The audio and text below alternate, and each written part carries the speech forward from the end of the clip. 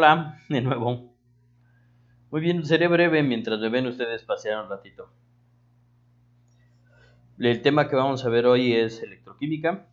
Está un poquito cargado, este video sí está largo, alrededor de una hora. Así que les recomiendo que a la mitad del video paren, hagan otra cosa y continúen después de esa media hora. ¿De acuerdo? Los veo entonces al ratito, al final de este video. Espero que lo disfruten. Está grabado, así que deténganse en las partes que necesiten. Y si tienen dudas, pónganle en comentarios ahí cualquier duda y yo se las resuelvo cuando pueda. Nos vemos al ratito y disfruten el video. Espero que aprendan bastante. Adiós. Pues entonces vamos a hablar de electroquímica. Este tema es muy extenso, así que nos vamos a comenzar de una vez. Vamos a empezar viendo las características de las reacciones redox, que son varias y las tienen que ir identificando en cada una de las reacciones que ustedes encuentran, donde hay intercambio de electrones. Lo primero que tenemos que dejar muy claro es de que las reacciones redox se refieren a reducción-oxidación y por lo tanto un intercambio de electrones. Yo espero que eso ya lo sepan, al menos de lo que ya conocen, de lo que ya debieron de haber estudiado antes. Así que voy a comenzar con qué características tienen estas reacciones de intercambio de electrones. Entonces la primera es de que tanto reactivos como productos se tiene que mantener la carga y la masa de todas las especies. Dicho de otra manera, las reacciones tienen que estar balanceadas. En el ejemplo que se pone aquí, 4 átomos de hierro al lado izquierdo, 4 átomos de hierro al lado derecho. Está balanceada en masa. 6 de oxígeno al lado izquierdo, 6 de oxígeno al lado derecho. Fíjense que también está balanceada en carga. Si ustedes del lado izquierdo, la suma de todos esos reactivos da 0, la suma de todos los reactivos del lado derecho también les tiene que dar 0. Y ahí se ve claro, ¿no? 4 por 3 más les va a dar 12 más. 6 por 2 menos les va a dar 12 menos. Está neutro el lado derecho, está neutro el lado izquierdo. Siempre que ustedes vayan a tener una reacción redox, tiene que estar balanceada del lado izquierdo y del lado derecho, tanto por masa como por carga. Ya una vez que esté balanceada, entonces ya nos podemos poner a jugar con lo que nosotros queramos. Relaciones estequiométricas, cantidades de moles, cuánto vamos a obtener de un sólido, toda la parte analítica. Pero primero hay que balancearla. Para balancearla se propone el método de ion-electrón, que vamos a revisar en cuanto vea las características de las reacciones redox. La segunda característica es de que los electrones que dan una especie tienen que ser los mismos que acepta otra especie, siempre. Los electrones no van a quedar sobrando nunca.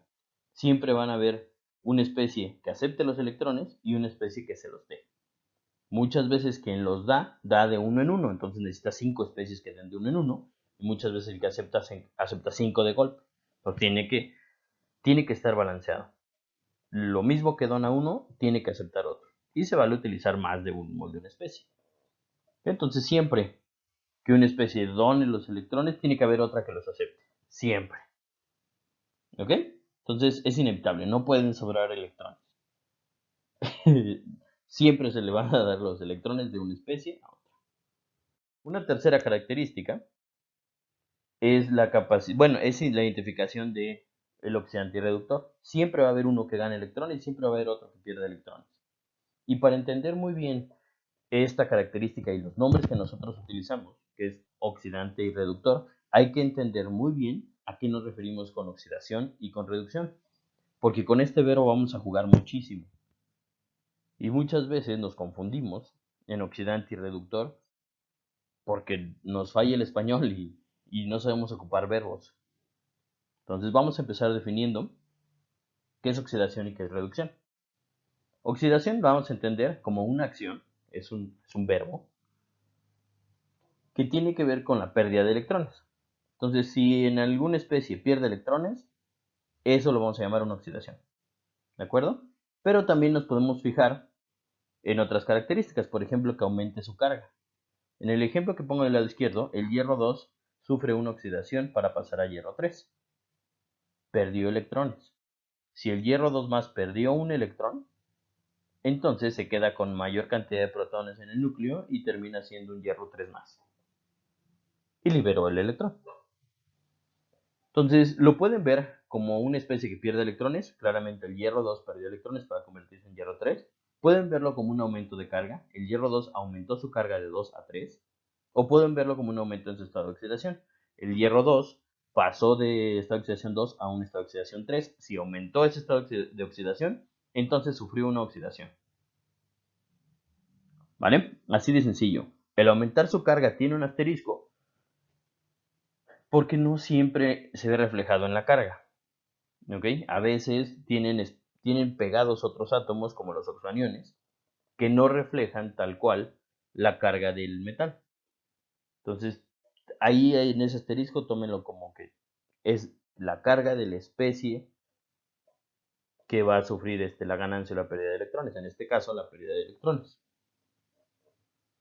¿Vale? Porque, bueno, van a verlo con los compuestos orgánicos también, que la carga no es tan confiable. Lo mejor es tomar el estado de oxidación. Si aumenta su estado de oxidación, ya acabaron. Es una oxidación. ¿Ok? O fijándose en si pierde o gana electrones. Si pierde electrones es una oxidación. Por lo tanto, la reducción va a ser una acción donde van a ganar electrones. Si ponemos el ejemplo ahí del cerio, el cerio 4 gana un electrón, entonces va a pasar a cerio 3 más, se reduce. Y al igual que en la oxidación, vamos a ver qué pasa con su estado de oxidación. Si su estado de oxidación es 4 y disminuyó a 3 más, se redujo. O sufrió una reducción. Entendiendo muy bien estos dos conceptos y tomándolos como lo que son una acción, ya podemos hablar de todo lo demás. Y lo que vamos a hacer es utilizarlos como verbos, y a veces los verbos se convierten en sustantivos. ¿Cómo? El verbo oxidar se puede utilizar de diferentes maneras, incluso se convierte en un sustantivo. Lo que vamos a hacer es un ejemplo o una analogía de cómo funcionan los verbos. Ahora, en vez de ocupar el verbo oxidar o la acción oxidación, vamos a utilizar el verbo golpear. Y aquí vemos una imagen donde Balrog golpea a Dhalsim. Balrog y Dhalsim son los personajes de Street Fighter que ustedes pueden revisar ahí en YouTube y se van a llevar bonitas sorpresas. Balrog en este caso es el golpeador y Dhalsim es el golpeado. No es lo mismo ser golpeador que ser golpeado. Pasa exactamente con el verbo oxidar. El verbo oxidar se puede convertir en un sustantivo que puede ser oxidante y puede ser reductor. No es lo mismo oxidar o oxidarse que llevar a cabo la acción de oxidar, de llevar a cabo una oxidación. Entonces tienen que tener mucho cuidado con este verbo. El verbo oxidar es complicado. Entonces, lo mejor es entenderlo muy bien con otro verbo y utilizarlo con oxidación o con oxidar.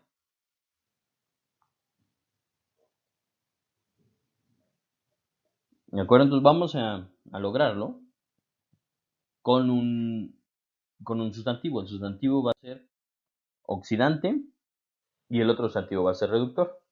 El oxidante, por lo tanto, va a ser una especie que va a llevar a cabo la acción de oxidar.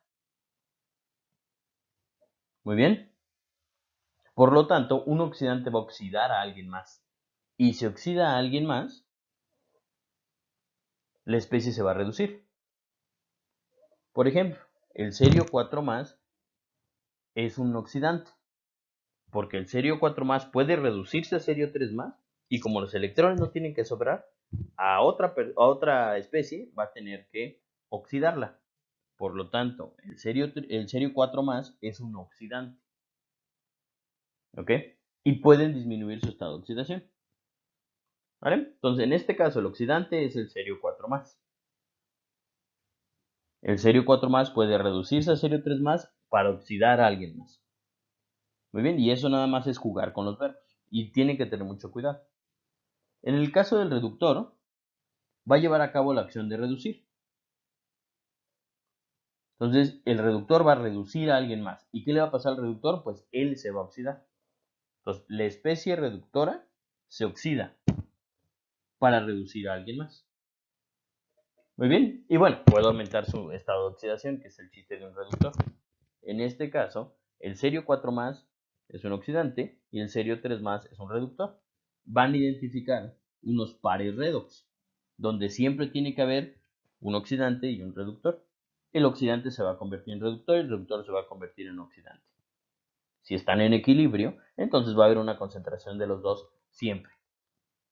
Y lo que hay que ver es cuál es la proporción antes y después de la reacción. Entonces, si se dan cuenta, son complicados estos verbos porque también estamos hablando de un antes y un después. Un oxidante antes de la reacción va a estar oxidado y después de la reacción va a estar reducido. Tengan mucho cuidado con el uso del español nada más. Si sabemos utilizar muy bien el español, entonces vamos a lograr fácilmente identificar cualquier tipo de reacción. Y es mucho de práctica, así que les recomiendo que practiquen bastante, que hablen, que utilicen estos términos que yo sé que son nuevos para ustedes, y eso les va a facilitar muchísimo la vida. Vamos ahora con el cuarto punto. En el cuarto punto, una de las características de las reacciones redox es de que los compuestos orgánicos también son susceptibles de sufrir intercambios de electrones. Este método para contar electrones es un método didáctico, no significa que así ocurra en la naturaleza, pero nos es útil para pensar y para identificar dónde se mueven los electrones en dos compuestos orgánicos que son covalentes, por cierto. Y este método es desarrollado por Plinio Sosa, o al menos es el que él enseña en sus clases. Así que lo voy a utilizar yo también. Y voy a utilizar el oxalato como ejemplo. Entonces, esta es la reacción del oxalato que ya la tienen que saber o tienen que estar familiarizados con ella, donde una molécula de oxalato puede intercambiar dos electrones para convertirse en dos moléculas de dióxido de carbono. La pregunta es, ¿cómo yo sé que intercambió dos electrones? ¿Por qué no cambió cuatro? ¿Por qué no cambió uno? ¿Y dónde están esas cargas? Así a simple vista no se ven. De entrada el oxalato tiene 2 menos y va a pasar a 2 con carga cero. Tuvo que perder esas dos cargas negativas. Pero ¿a poco esos oxígenos se quedan como oxígeno punto? ¿Qué sucede? Ahí es un poquito difícil identificarlo a primera mano, pero con estas reglas del doctor Plinio Sosa podemos darnos una idea o podemos inventarnos de alguna manera las cargas que tiene cada uno de los carbonos y darnos cuenta que quien cambió de estado de oxidación fue el carbono, no el oxígeno. Y lo que vamos a hacer es contar. Los carbonos unidos a nitrógeno, oxígeno, flúor y cloro, si ustedes quieren, se les va a sumar una carga formal de más 1. Los carbonos unidos a carbono no van a aportar carga. Y los carbonos unidos a hidrógenos se les va a sumar una carga menos 1. ¿Ok? Entonces los carbonos dentro de una molécula orgánica pueden tener como máximo más 4 y como mínimo menos 4. Y estos estados de oxidación pueden cambiar dependiendo de cómo se unan con oxígenos, con hidrógenos y con carbono. Vamos a comenzar del lado izquierdo con el oxalato. Si ustedes se fijan en estos carbonos de aquí, aunque no se pinten, aquí hay un carbono y aquí hay otro carbono. En este carbono de aquí está unido dos veces a un oxígeno, por lo tanto va a tomar una carga de más 2. Y una vez unido a un oxígeno, van más 3. Y otra vez unido a otro carbono, ese no suma. Entonces la carga formal de ese tiene que ser más 3. Y el otro, como es igualito, pues también tendrá una carga de más 3.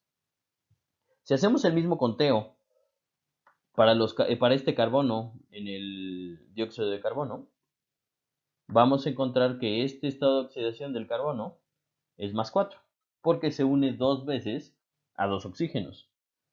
Y sería con un oxígeno más 1, más 1, con otro oxígeno más 2, con el otro oxígeno más 3, y como es doble enlace, más 4. Y así, identificando estos estados de oxidación, ya pueden darse cuenta que pasó de 3 más a 4 más. Y el otro carbono de 3 más a 4 más. Por lo tanto, se oxidó el oxalato a CO2, aumentó su estado de oxidación y tuvo que liberar dos electrones. ¿Ok? Vale. Esos son para las semireacciones con compuestos orgánicos. Esta es muy sencilla. Vamos a practicar un poquito más con una más complicada. Aquí hay un ejemplo de una reacción redox. Ahora sí, ahí está el oxidante y el reductor en la misma reacción. donde ustedes pueden encontrar el catecol, el oxígeno, que se van a convertir en benzoquinona y en agua. Ustedes ya saben que el oxígeno ahí del lado izquierdo tiene un estado de oxidación 0. Si va a pasar a -2, se reduce. ¿Quién se tiene que oxidar? El catecol. El catecol se tiene que oxidar a benzoquinona. Y los dos son neutros. Ahí por la carga no se pueden ir. ¿Qué tenemos que hacer? Pues vamos a utilizar el método de Plinio-Sosa para identificar cuál es la carga de cada uno de los carbonos. Y principalmente los que cambien de grupo funcional. En los carbonos del benceno son 6, pero de esos 6, 4 se quedan exactamente igualitos, que son... Ay, caray. Acá. Que son este y este carbono. Son igualitos a este y este carbono. Por lo tanto, no tiene que haber un cambio en su estado de oxidación. Los que sí pueden cambiar van a ser este y este carbono. Estos dos carbonos están unidos de diferente manera a oxígeno. Entonces, esos son los que vamos a contar sus cargas. Este carbono de aquí está unido 1, 2, 3 veces a carbonos que aportan 0, lleva 0, y una vez unido a oxígeno. Por lo tanto, es más 1. Y este de acá, pues igualito, tiene que ser más 1 también.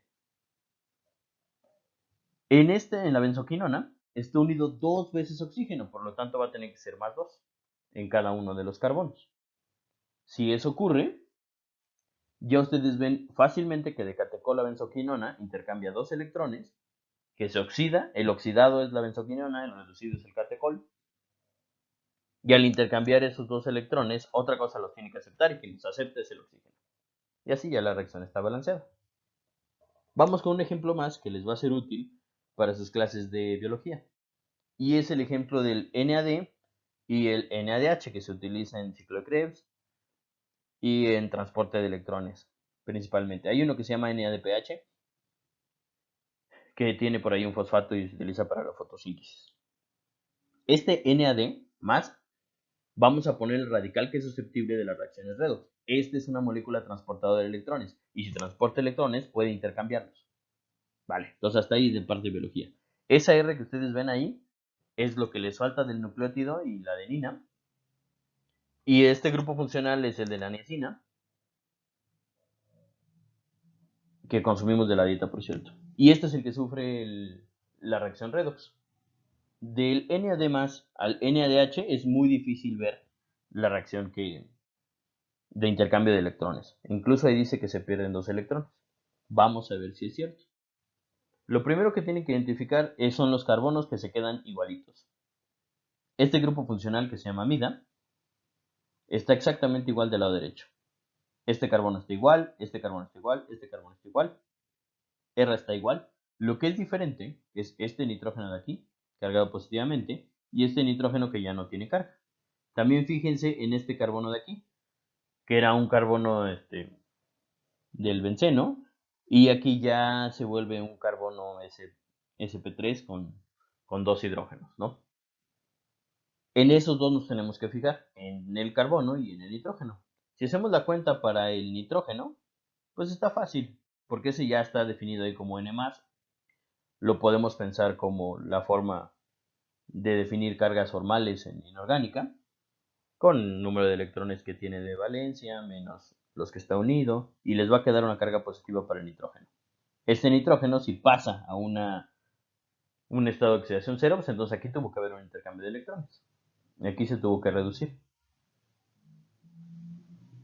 Y este carbono de acá, así como está puesto, tiene una carga de -1. Porque está unido a 3 carbonos, 1, 2, 3 carbonos, que aportan 0, y una vez a hidrógeno, que aporta -1. Entonces, este carbono es -1. Más el nitrógeno, que era +1, bueno, eso da entre comillas, unos estados inventados -1 y +1 para cada una de las especies. Que cuando aceptan electrones, se van a convertir en -2, porque este carbono está unido ahora a 2 hidrógenos, y cada uno aporta una carga -1, y a 2 carbonos, que aportan 0. Y el nitrógeno, que disminuyó de +1 a 0, intercambió un electrón. Entonces, esta especie, el NAD+, puede aceptar 2 electrones, uno en el carbono y otro en el nitrógeno. Y de esa manera pueden explicar por qué el NAD acepta 2 electrones para convertirse a NADH y cómo el NADH libera 2 electrones para convertirse a NAD. En este ejemplo, el NAD es el oxidante y el NADH es el reductor. Bien, bueno, pues basta de práctica, espero que les haya servido.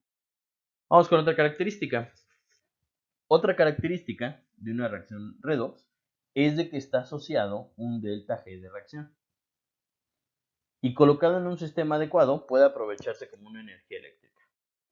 Muy bien, como todas las reacciones, va a haber reacciones exotérmicas, endotérmicas, que sean exergónicas, endergónicas y tengan relacionados un delta G de reacción. Las reacciones redox no son la excepción. Cuando intercambian electrones pueden estar favorecidos y liberar energía, o pueden no estar favorecidos y necesitan energía para que se lleven a cabo. Si nosotros desperdiciamos esa energía, entonces la perdemos como calor y ya.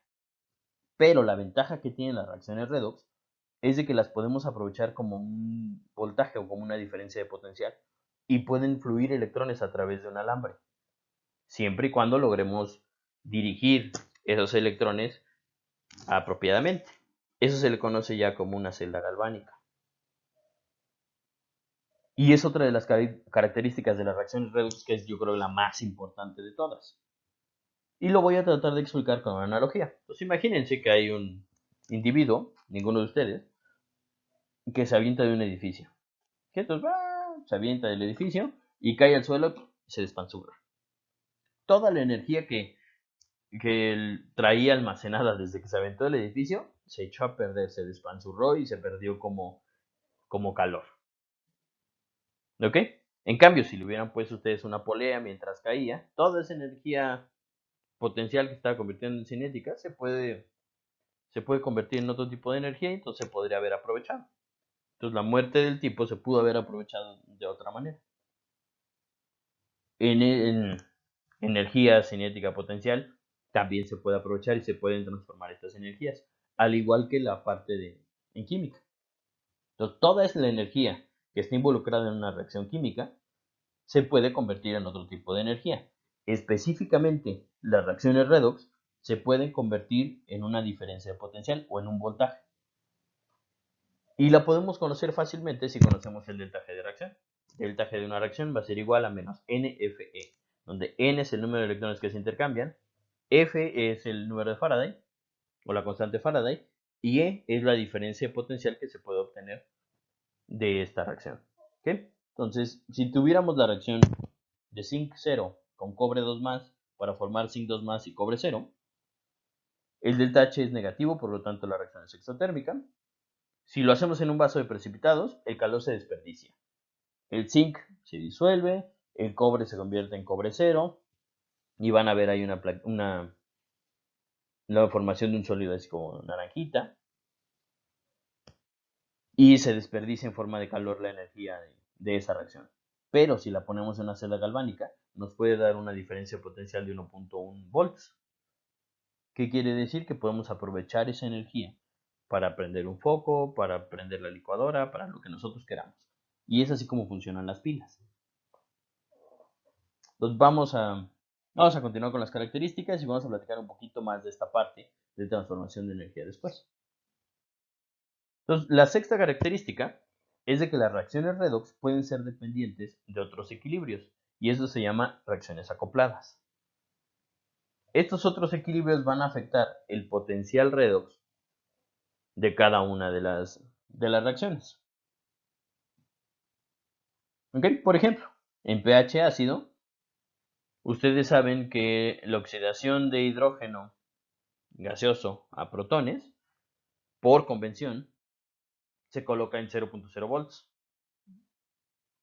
Y si ponemos en la otra semicelda el oxígeno, que se reduce a agua, tiene un potencial de 1.23 volts. Espero que ya estén familiarizados con estas escalas. Estas escalas nos van a ser útiles para predecir ciertas reacciones. Y los potenciales redox, que son potenciales redox de reducción, están definidos con respecto a otra reacción redox. Porque recuerden, siempre que se lleva a cabo una oxidación se tiene que llevar a cabo una reducción. No siempre que algo se oxida, otra cosa se reduce. Entonces, para crear estas escalas y esos números, se tiene que poner tanto la oxidación como la reducción en condiciones estándar para obtener estas cantidades. ¿Ok? Entonces, para ejemplificar la característica de que pueden ser dependientes de otros equilibrios, les puse esta reacción, donde en pH ácido la diferencia entre hidrógeno y oxígeno es de 1.23. Pero si ustedes cambian el medio,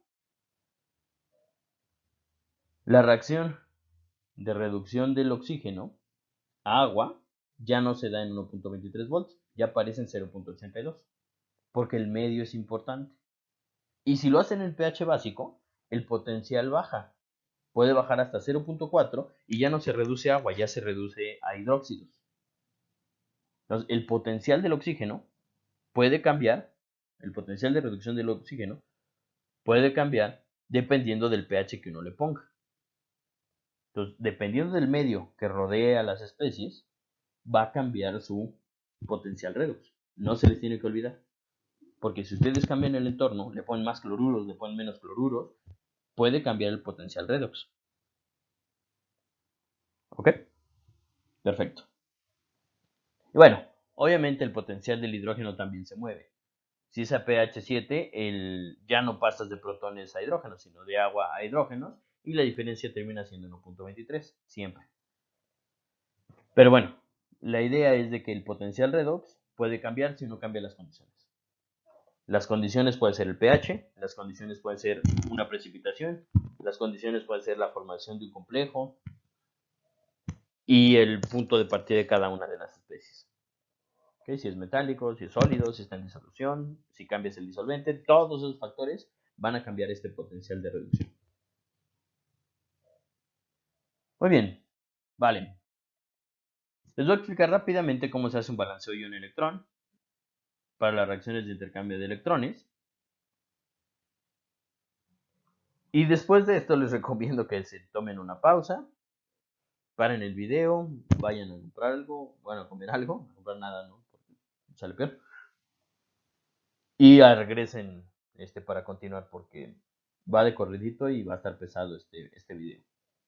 Muy bien, entonces balanceo ion-electrón tiene que ver con las reacciones de intercambio de electrones y vamos a tomar como ejemplo la reducción de permanganato con hierro para la formación de hierro 3 y manganeso 2. Ahí no está balanceada. ¿Qué tiene que hacer para balancearlo? Pues puede ser uno con el método ion-electrón, que es el más adecuado para cuando haya intercambios con oxígeno, cuando haya oxaniones. Y lo primero que tienen que hacer es identificar las semireacciones. Una de oxidación, que es de hierro 2 a hierro 3, y otra de reducción, que es de manganeso 7 a manganeso 2. ¿Cómo van a identificarlas? Pues vean dónde se colocan o cuáles son los estados de oxidación de cada una de las especies y si cambian en reactivos con respecto a productos. Si lograron hacer eso, entonces pueden darse cuenta que el manganeso tiene una oxidación 7, que se va a reducir a 2, y el hierro, nuestra oxidación 2, que se va a oxidar a 3. Segundo, tienen que balancear las semireacciones. Ya que las identificaron, hay que balancearlas. En el caso del hierro está muy sencillo. Hierro 2 que pasa a hierro 3 va a liberar un electrón. Ya acabé. Está balanceado por carga y por masa de los dos lados. En el caso del permanganato es un poquito más complicado, porque el manganeso 7 necesita 5 electrones para pasar a manganeso 2. Y como tiene ahí oxígeno, y el manganeso 2 no tiene pegado ningún oxígeno, no es un oxoanión ni un oxocatión, pueden ustedes agregar agua como parte de la reacción. Entonces tienen que agregar 4 moléculas de agua, se agregan 4 moléculas de agua, tienen que agregar 8 protones para que esté balanceado por carga y por masa. ¿Ok? Aquí es donde pueden definir si quieren hacerlo en medio ácido o en medio básico. Si lo quieren hacer en medio básico, entonces en vez de agregar agua, se agregan hidróxidos y balancean con aguas del otro lado. ¿Ok? Entonces ya una vez que balancean las semireacciones, lo tercero es conseguir que los electrones intercambiados de una especie, por ejemplo el manganeso, sean los mismos que intercambia con la otra especie. Es decir, los electrones que da el hierro 2+, los tiene que aceptar el manganeso. Si el hierro nada más da 1, pues entonces ocupen 5 hierros para que los 5 electrones que necesita el manganeso para reducirse estén completos y no sobren electrones. Y eso se puede hacer multiplicando el número de electrones de una reacción con la reacción contraria. Entonces, en este caso, si multiplican la reacción de oxidación por 5, todas las especies de la reacción de oxidación por 5, que es el número de electrones que intercambia el manganeso, y la del manganeso por 1, que es el número de electrones que intercambia el hierro, se van a intercambiar exactamente el mismo número de electrones. Todos los 5 hierros van a liberar 5 electrones y un permanganato va a aceptar esos 5 electrones para convertirse a manganeso 2. Y ya, en ese punto ya acabaron. Multiplican esos coeficientes por cada una de las especies y suman las semireacciones. Y van a llegar a la reacción completa balanceada. ¿Ok? Muy bien. Entonces, hasta aquí ya saben cómo hacer balanceo ion-electrón y en reacciones redox. Pueden aplicarlo para lo que ustedes quieran. Adelante. Ok, cuidado, hemos alcanzado el nivel en el que ya se pueden aburrir a niveles impresionantes. Pues les recomiendo que hagan una pausa y continúen en el minuto en el que nos quedamos. Muy bien, continuamos en unos segunditos.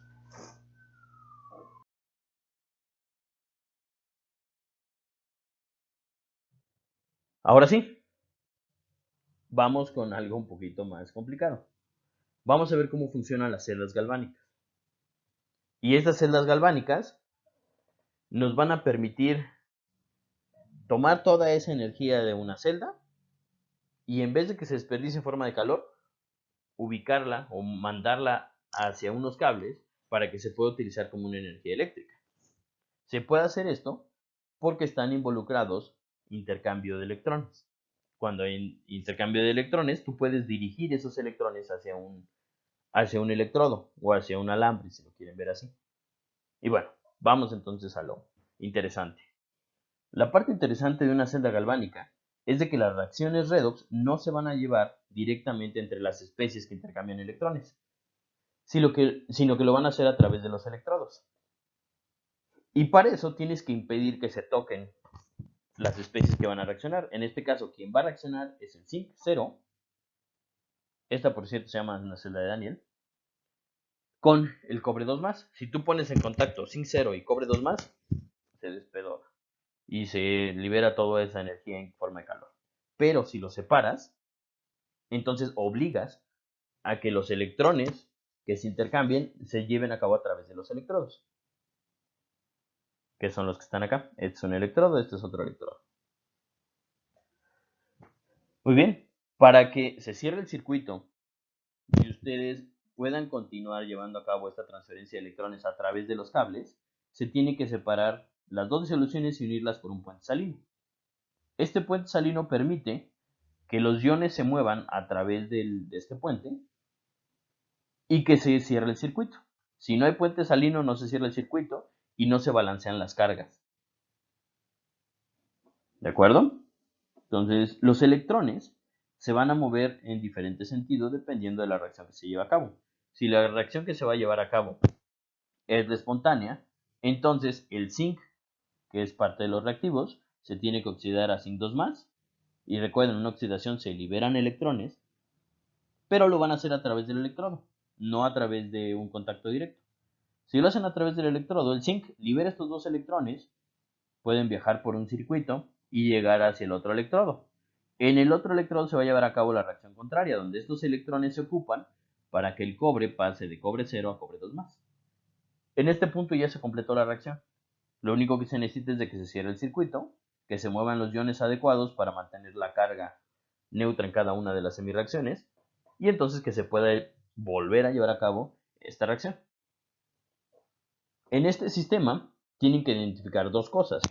Uno, la diferencia de potencial, que se va a dar por la relación que existe entre el zinc y el zinc 2+ en disolución, y entre el cobre y cobre 2+ en disolución. La diferencia entre este electrodo y este electrodo les va a dar el voltaje o la diferencia de potencial. Y además va a estar la cantidad de corriente que se puede mover desde un lado hacia el otro. La cantidad de corriente o la intensidad de corriente va a depender de cuánta especie exista de zinc 2+ y cuánta especie exista de cobre 0. Si hay mucho zinc 0 y mucho cobre 2+, entonces van a fluir muchísimos electrones hasta el punto donde se acabe el zinc y se forme totalmente el cobre 0. ¿Vale? Entonces siempre en una pila se tienen que fijar en dos cosas, en la intensidad de corriente y en el voltaje. Y ya, por último, el voltaje va a depender directamente de la reacción termodinámica, es decir, del delta G de reacción. Y la corriente va a depender de la cinética, de qué tan rápido ustedes pueden mover o intercambiar esos electrones de una semicelda hacia la otra. En química inorgánica, o al menos en lo que me toca del curso, ustedes tienen que dominar la parte termodinámica. Ya después platicarán qué pasa con la parte cinética y la forma en la que nosotros podemos mover esa parte de intensidad de corriente. Y en la parte termodinámica, ustedes lo primero que tienen que hacer es identificar estos dos electrodos. Va a haber uno que se le llama cátodo y va a haber otro que se llama ánodo. Y para identificarlos, vamos a utilizar un acrónimo: cátodo, reducción, oxidación, ánodo. Y como eso se escucha como croa, como la ranita que croa, espero que se acuerden un poquito más. Entonces la rana croa, y eso les va a dar una idea de qué le van a llamar cátodo y qué le van a llamar ánodo, dónde se va a llevar a cabo la reducción, dónde se va a llevar a cabo la oxidación. En este ejemplo, el cobre que se reduce a cobre 0, ese tiene que ser el cátodo, se redujo. Y el ánodo va a ser el zinc, que se oxida a zinc 2+. Entonces la ranita croa. Ok, ahora sí, vamos con lo rudo. Y lo rudo es conocer ese potencial de celda. Como les había dicho, este potencial o esta diferencia de potencial depende de las concentraciones de cada una de las especies en las dos semireacciones. Y les va a dar una idea de lo que ocurre de manera termodinámica. Si quieren conocer cuál es el potencial de una celda, lo que tienen que hacer es calcular el potencial del cátodo y el potencial del ánodo. Experimentalmente siempre van de la mano. El cátodo, siempre tiene que haber un cátodo, siempre tiene que haber un ánodo, y la diferencia de potencial entre esos dos es el voltaje que yo mido entre las dos celdas. Muy bien. No se vale medir la semicelda de uno, eso no se puede. Siempre tiene que ser dos semiceldas. Si una de tus semiceldas la tomas como 0, pues entonces ahora sí es como se obtienen los potenciales estándar. Muy bien, entonces si quieren conocer el potencial de celda, lo que tienen que hacer es tomar un cálculo del potencial del cátodo y restarle el potencial del ánodo, que sí lo podemos hacer de alguna manera analítica, porque tanto el cátodo como el ánodo tienen esta cosa que se llama potencial estándar. Y el potencial estándar ya está en tablas y fue calculado a condiciones estándar con una referencia. ¿Qué tanto va a variar de ese potencial estándar? Pues depende de la cantidad de oxidante y reductor que tengan en disolución. Lo que tienen que hacer para calcular el potencial de una celda es calcular el potencial del cátodo y del ánodo.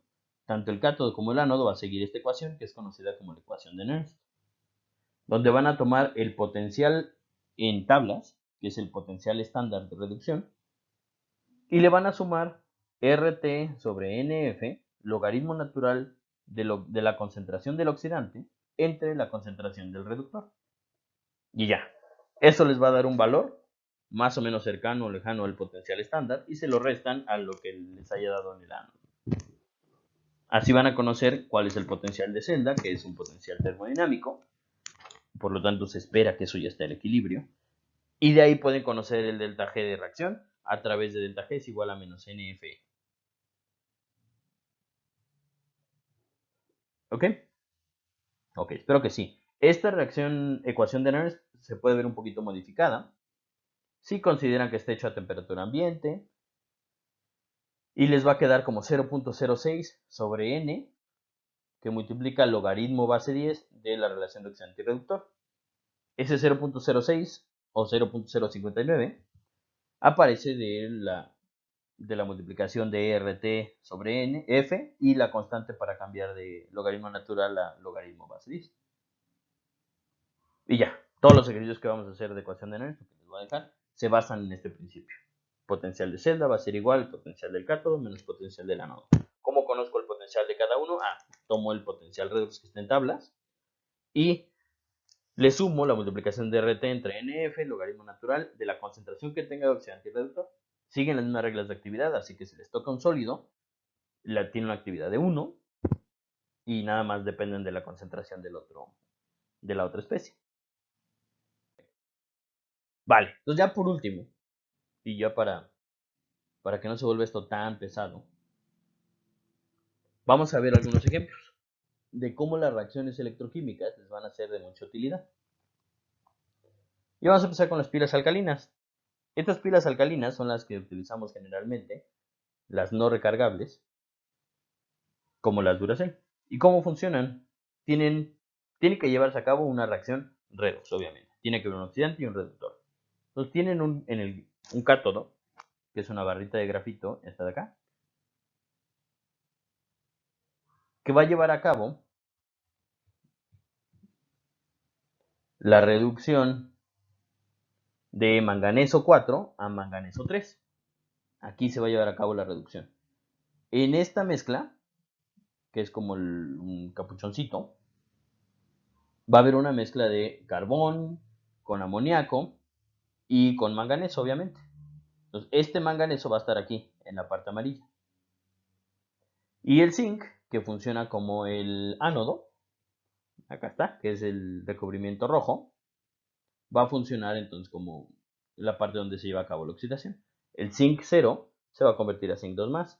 El manganeso se va a reducir de manganeso 4 a manganeso 3. Los polos, va a haber aquí el positivo y aquí el negativo. Si ustedes lo conectan al control, va a haber un flujo de energía por acá y se van a estar consumiendo el zinc y se van a estar consumiendo el manganeso 4.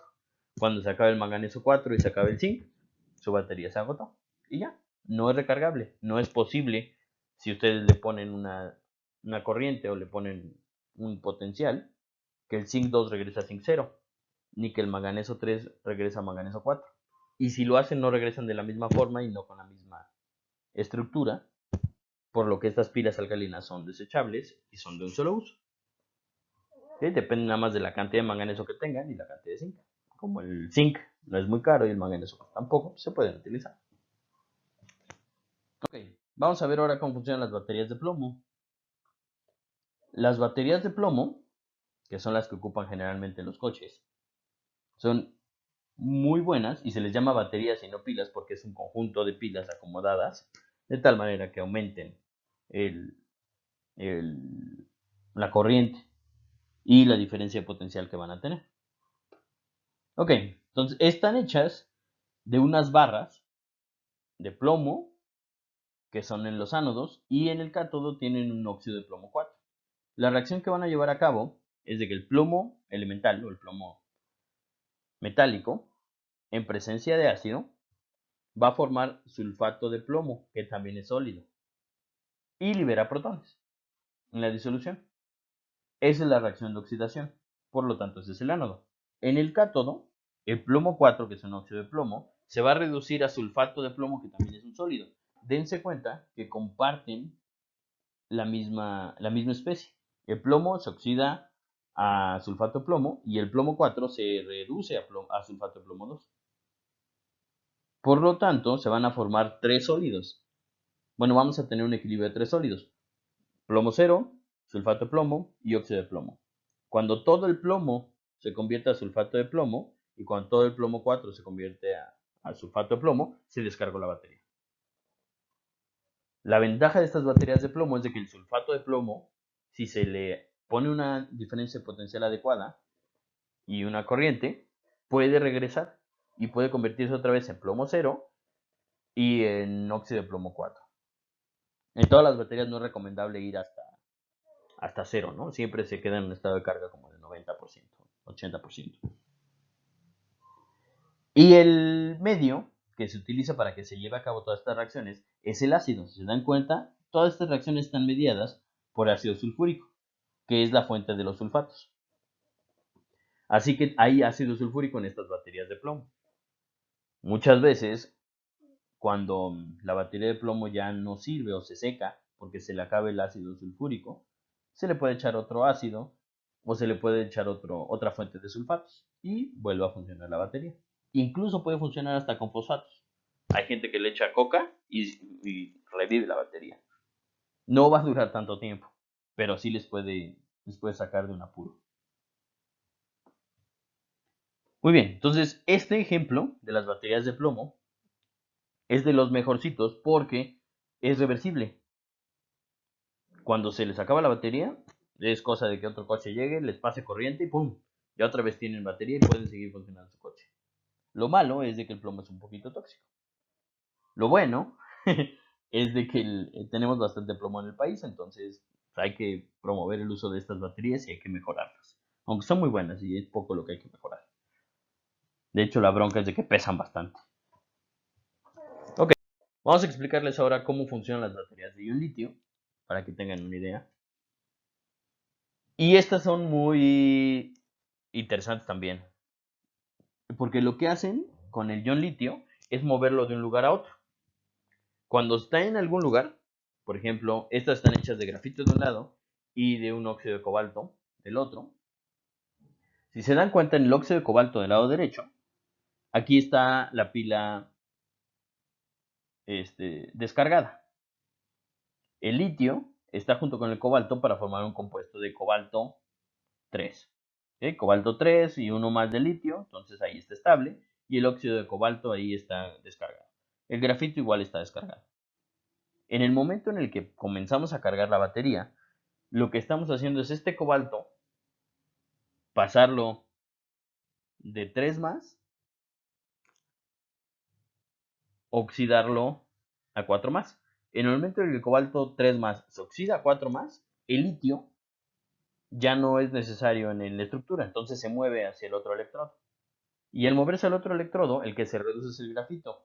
Se reduce a carbonos -1 para poder albergar ahí el litio. En ese momento se carga la batería.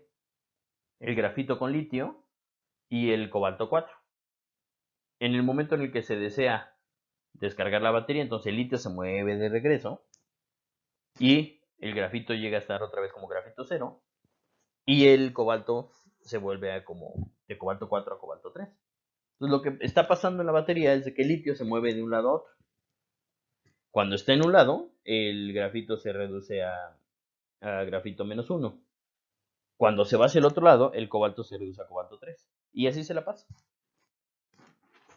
En la reacción que es exotérmica, que es de grafito -1 a grafito 0 y de litio 4 a litio 3, entonces se libera energía. Cuando ustedes le dan energía, entonces lleva a cabo la reacción contraria y se carga la batería. El litio se tiene que mover a través de estas dos celdas, a través de un medio. Ese medio tiene que ser carbonato de etilo, que es un poquito flamable y también se puede oxidar para formar CO2.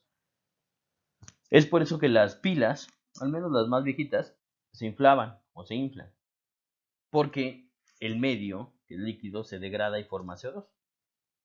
Entonces se utiliza un medio por donde el litio se puede mover. Actualmente se espera, o al menos yo espero porque tienen todas esas fórmulas escondidas, de que ya no utilicen etilcarbonatos y utilicen otro tipo de medio para que ya no se inflen las baterías. De hecho, ya casi no lo he visto en los teléfonos actuales, ya no se inflan. Pero bueno, esa es la forma en la que funcionan las baterías de ion litio. Si tienen dudas, pueden ponerlas en comentarios y yo estaré atento para responderlas. Vale, entonces por último vamos a hablar de corrosión. La corrosión, ¿cómo funciona? Es un proceso donde cualquier metal, principalmente hierro, porque es lo que más se utiliza en industria, se oxida. Se oxida en presencia de oxígeno para formar lo que se conoce como un óxido, o en inglés rust. Este óxido es el óxido de hierro producto de la reacción redox entre el oxígeno y el hierro. Termodinámicamente está favorecido. El oxígeno y el hierro van a reaccionar para formar óxido de hierro. Pero hay una cosa llamada cinética que impide que esto ocurra. Si el hierro y el oxígeno, los dos son, uno es gas y el otro es sólido, pues es muy difícil que entren en contacto. Si no entran en contacto, entonces no ocurre la reacción. Sin embargo, algunas gotitas de agua pueden catalizar esta reacción, porque pueden hacer que cierta parte del oxígeno se disuelva en agua y un poquito del hierro, producto de la oxidación, sea más fácil de conseguir.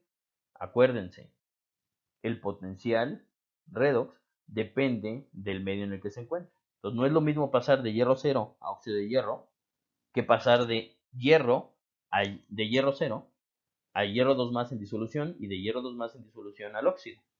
Entonces el agua puede funcionar como un mediador o un catalizador de la reacción hacia el óxido de hierro. Y eso se le conoce como corrosión. Obviamente, si el óxido de hierro no se pega muy bien al hierro, se desprende y desgasta el metal, es algo indeseable.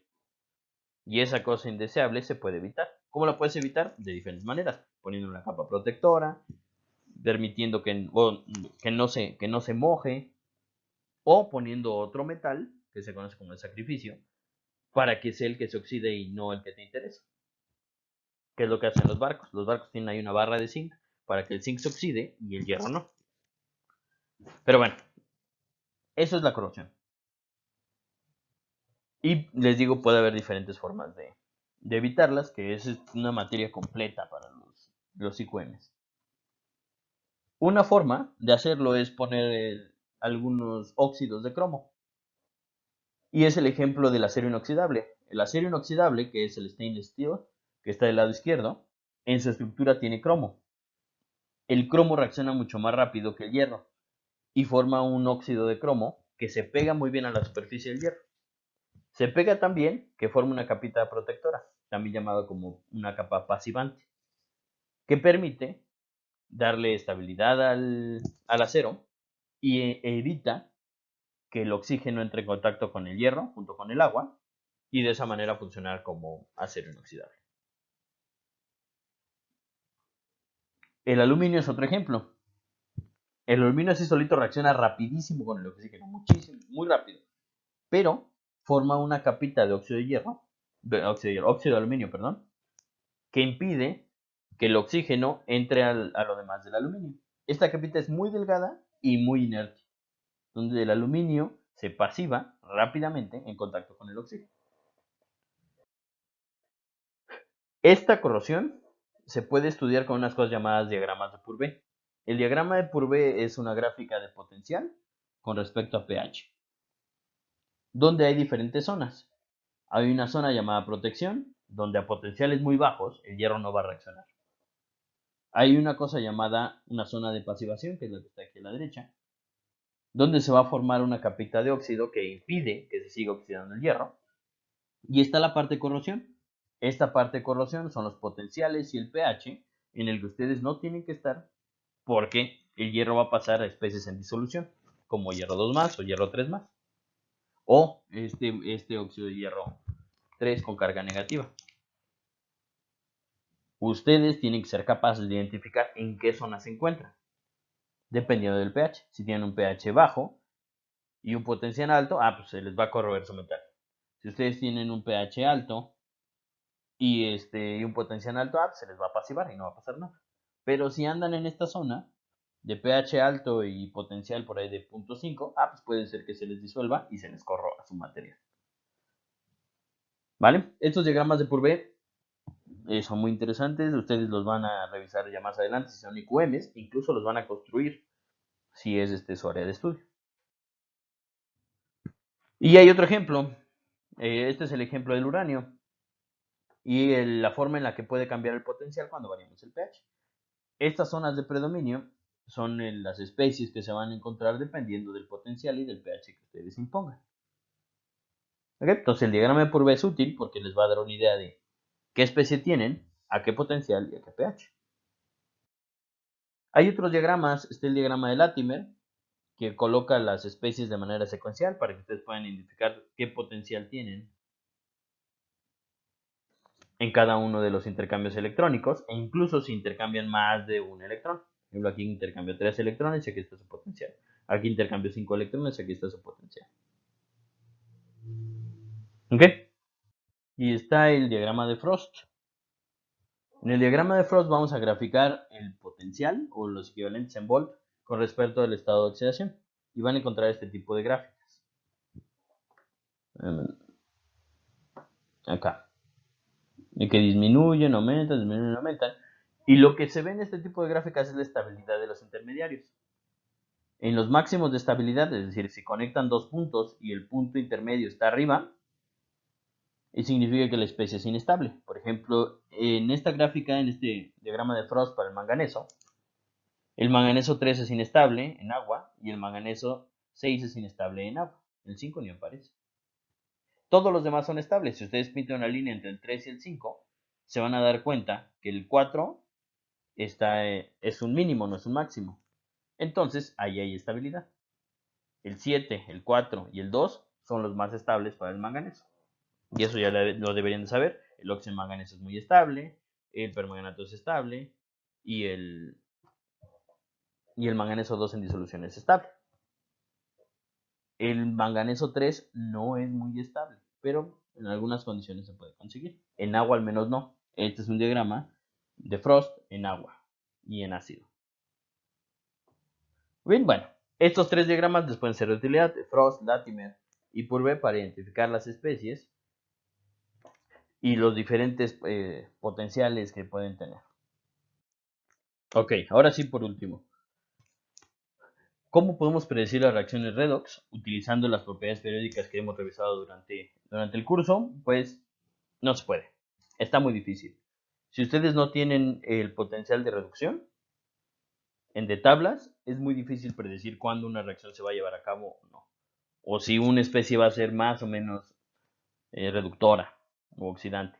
Nos podemos dar una idea con energías de ionización, por ejemplo, del sodio, comparada con el platino, es como muy obvia, ahí sí podemos hacer algunas predicciones. Pero distinguir, por ejemplo, por qué el hierro y el zinc es más o menos, cuál es más fácil de oxidar, cuál es más fácil de reducir, está complicado. No es tan fácil. Tenemos que mantener muchas de las variables que están involucradas en una reacción redox constantes, y eso es muy difícil.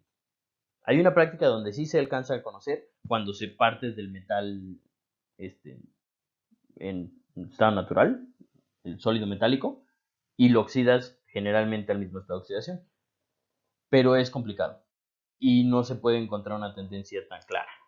Y la razón por la que es complicado predecir reacciones redox, primero hay muchísimas especies.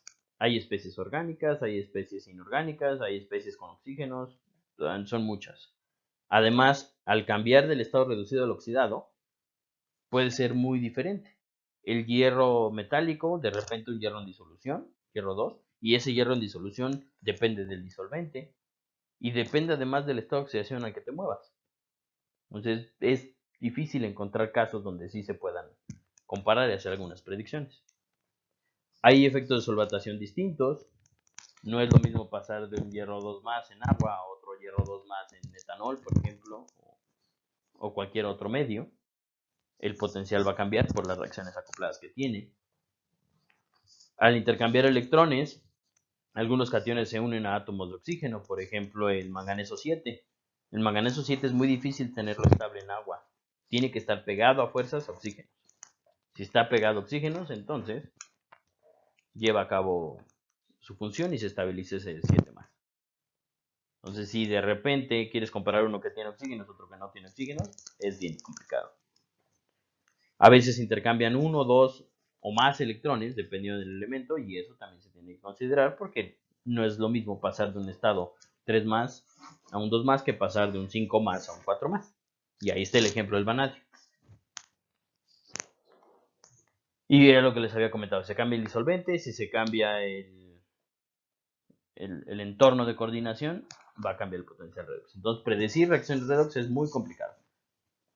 Y si lo logran es porque lograron reducir todas las variables a algunas poquitas y podrán comparar unos 4 o 5 elementos máximos. Los 4 o 5 especies máximo. Y bueno, eso es chamba de la gente que está tratando de hacer investigación actualmente. Encontrar cómo podemos predecir estas reacciones redox. Y bueno, Pues ya, ahora sí creo que me extendí, pero espero haya sido muy, muy gratificante todo esto que les he platicado.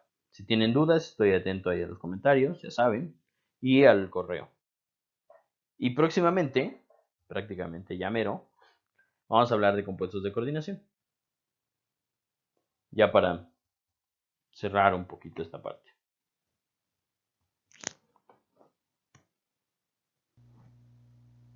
Muy bien, hasta aquí el video de hoy. Me las rodillas, loco de amar.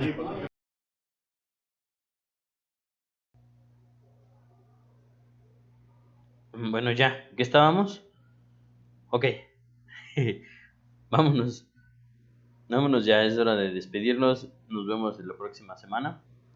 Cuídense mucho y platicamos de compuestos de coordinación.